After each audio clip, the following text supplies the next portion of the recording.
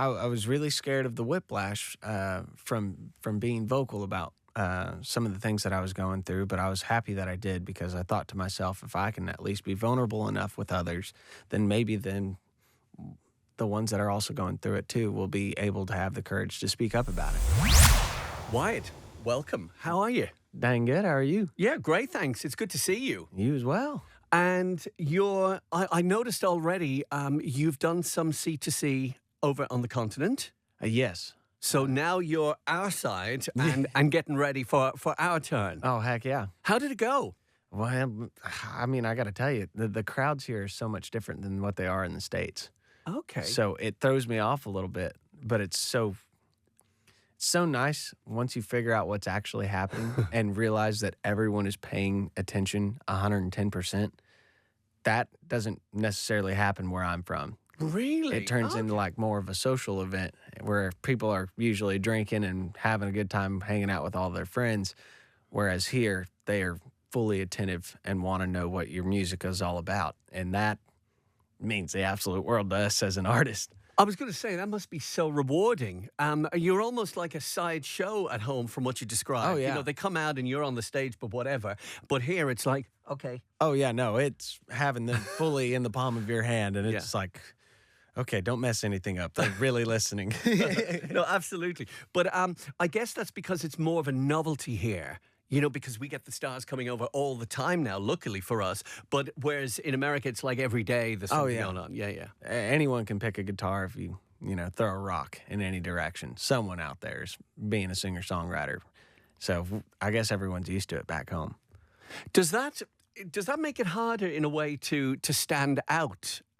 Because I always think this, and now more than ever, the country scene, there's just new talent coming along every single day. Yes. It's almost hard to keep up. So how do you stand out? How do you get up there above the others? Really, it's about what you're saying. That's what kind of picks you out from what everyone else is doing, because everyone can play, everyone can sing. You know, there's plenty of great singers. I myself don't even think I'm a great vocalist. So I really lean heavily on what I do in my musical choices, and then as well lyrics. That's where I have to stand on.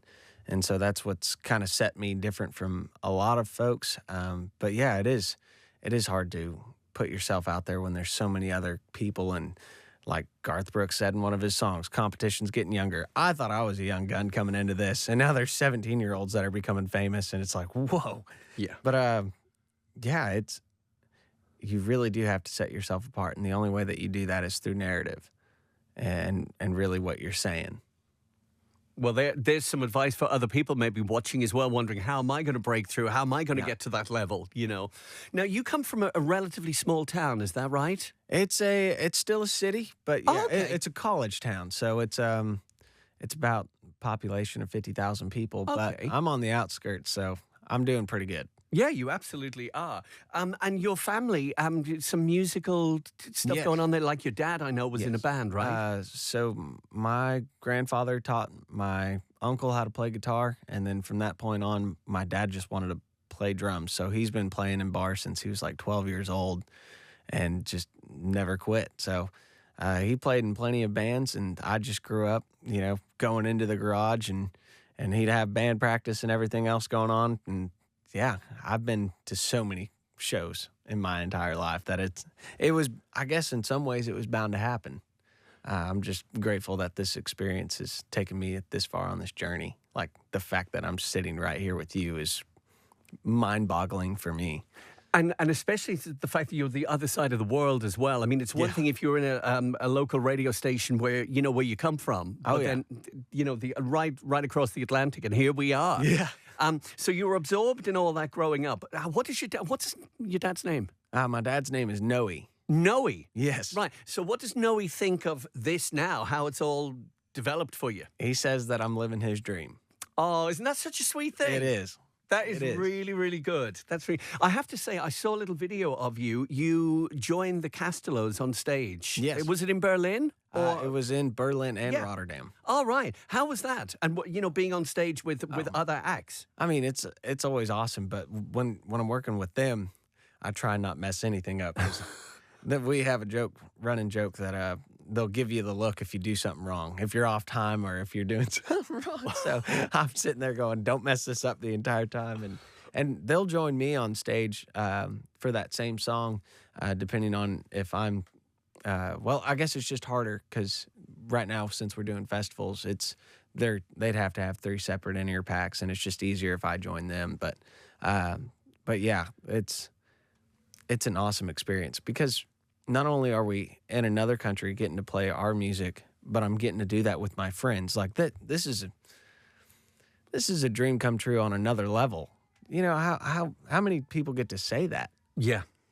Well, I mean, it's funny you should say not wanting to put a foot wrong, and there's 3 of them as well, so you're outnumbered straight away. Yeah, don't want to mess anything up because they'll stare you down.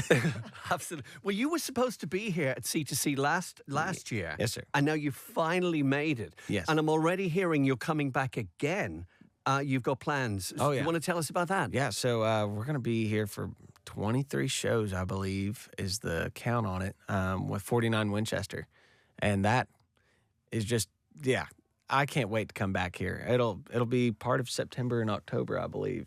Yeah, mostly October. And yeah, I'm super excited because the 49, when I was coming into the scene, they were my heroes, and now they're my friends. So this is just getting to go back on the road with them.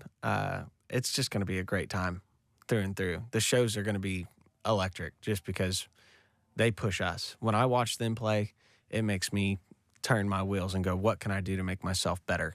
And I'm telling you, it's going to be one of the best runs that I've ever been on. And there's no, there's no money can buy that. You know, from an experience, and you're absorbing all that. This is just brilliant. You must feel like, almost pinch me. Oh yeah, pretty much. Like I know that I've done a lot of cool tours myself, but being on the road with them was one of the coolest experiences when I was coming. When I was really popping off, I guess, in America. But now that we're getting to do this again and go back on the road with them, I'm telling you, it's going to be a good time.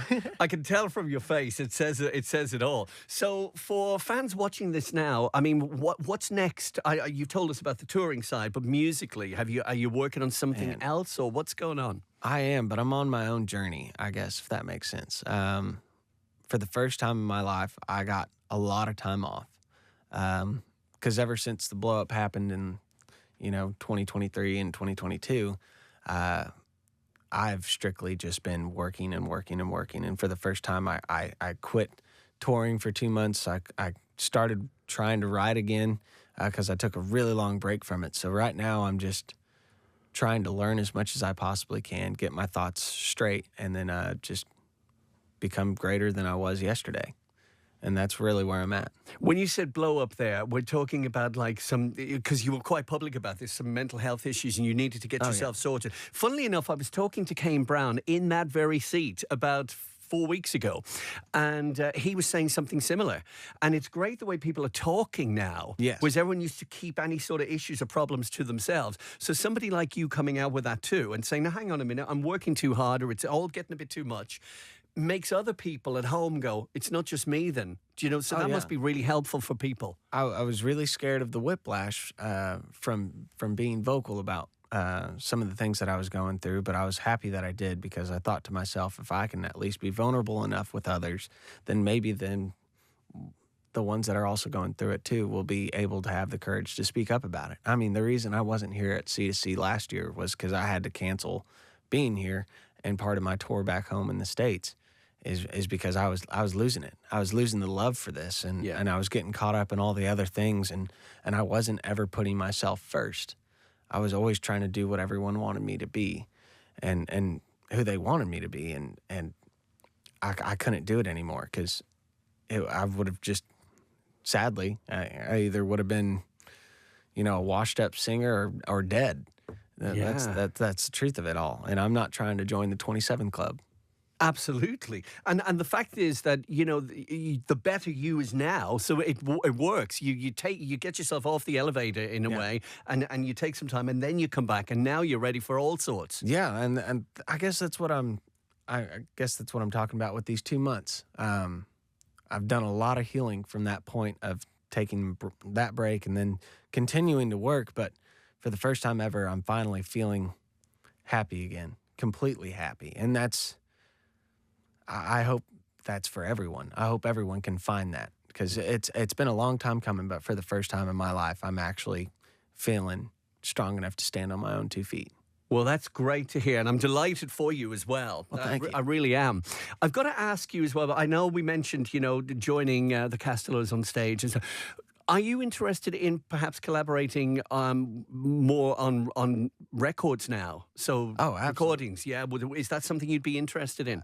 I can't speak on some things that I have worked up yet.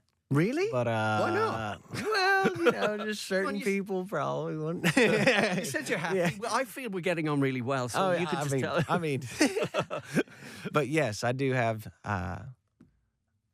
some more things in the works. Okay. And I do plan on doing more collabs. I just better not speak upon it.